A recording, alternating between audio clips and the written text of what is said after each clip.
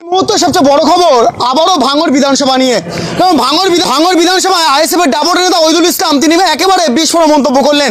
ক্যানিং পূর্ব বিধানসভা থেকে একেবারে বুথ লেভেলের যারা নেতৃত্ব আছে, পঞ্চায়েতের প্রধানরা আছে, যোগাযোগ করছে 26-এ আইএসএফের হাত ধরতে এসছে।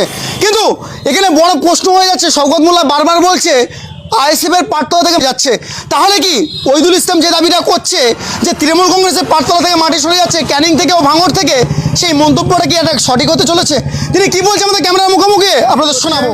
হাজার চেষ্টা করলেও নৌসাদ ভাঙড় বাঁচাতে পারবে না, ভাঙড়ে বা তৃণমূল কংগ্রেস নেবে, কি বলবে? ভাই নিলে তো ভালো, তাহলে তোরা এত জ্বালা এত ফাটছে কেন? তোদের টোটাল পশ্চিমবাংলায় যে মিটিং হয় না সেটা ভাঙলে সেই মিটিং কেন করছিস? তাহলে তুই নে না। এই তো কদিন আগে যেই আব্বাস ভাইজান বলেছে তোকে ঘাড়ে গিয়ে বসবে, কিন্তু তুই সামলাতে পারবি না। তুই বুথে বুথে মিটিং করছিস, তোদের বুথ সভাপতিরা আমাদের সঙ্গে যোগাযোগ করছে আইএসএফে জয়েন করবে। তুই কি বলছিস যে আমরা ভাঙড় ক্যানিং জিতবো, আর তোদের সভাপতি তোদের দলের নেত্রীরা আমাদের সঙ্গে যোগাযোগ করছে, তোদের দলের প্রাক্তন এমএলএরা আমাদের সঙ্গে যোগাযোগ করছে, তোদের দলের প্রধানরা আমাদের সঙ্গে যোগাযোগ করছে। তুই কি বলি? কোথায় বগলের চুল আর কোথাকার কাশ্মীরের উল? বাস সিদ্দিকি, সিদ্দিকি, শাহজাহান এরা তো অনেক দূরের কথা। ওরা একটা নওশাদকে সামলাতে পারে না। এই যে বাংলার মুখ্যমন্ত্রী নওশাদকে সামলাতে পারে না। সে বিধানসভায় নওশাদ ভাই কথা বললে উত্তর দিতে পারে না। যেই বলেছি তুই দাঁড়া না, ভাঙড়ও দাঁড়া, ক্যানিংও দাঁড়া, তোর বিরুদ্ধে আমরা নওশাদ সিদ্দিককে খাড়া করবো। তাহলে এত ভয় লাগছে কেন? এত ফাটছে কেন? প্রত্যেকটা বুথে বুথে গিয়ে কেন মিটিং করছিস? তুই কত বড় ষাঁড় সে আমরা জানি। আর তুই হলি জারক সন্তান, জাতির কলঙ্ক। এই বিগত দিন যেটা করে আসছিস আমরা দেখছি, তুই হিন্দু ভাইদেরকেও ঠকাচ্ছিস, মুসলমান ভাইদেরকেও ঠকাচ্ছিস। তোর কাজ হলো এটা। তুই ক্ষমতার পাওয়ার জন্য তোর পাতলাতে মাটি সরে যাচ্ছে, সে কথাটা কেডা বলবে?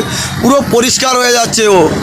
ওই বলেছে না সিদ্দিক আগে একটা আমার শাহজাহানকে সামলাক, তারপরে আব্বাস নওশাদকে সামলাবে। আমি এটা বলে দিচ্ছি। তিনি বারবার ওই জাহান নামের কুকুরকে নিয়ে বেশি কথা বলতে চাই না, তবু বলছি ওই কুকুর জেসিবি দিয়ে ঘর ভাঙে, ওই কুকুর ভাঙড়ে এসে থালা মতন ভিক্ষা নিয়ে যায়, ভিক্ষা নেয়।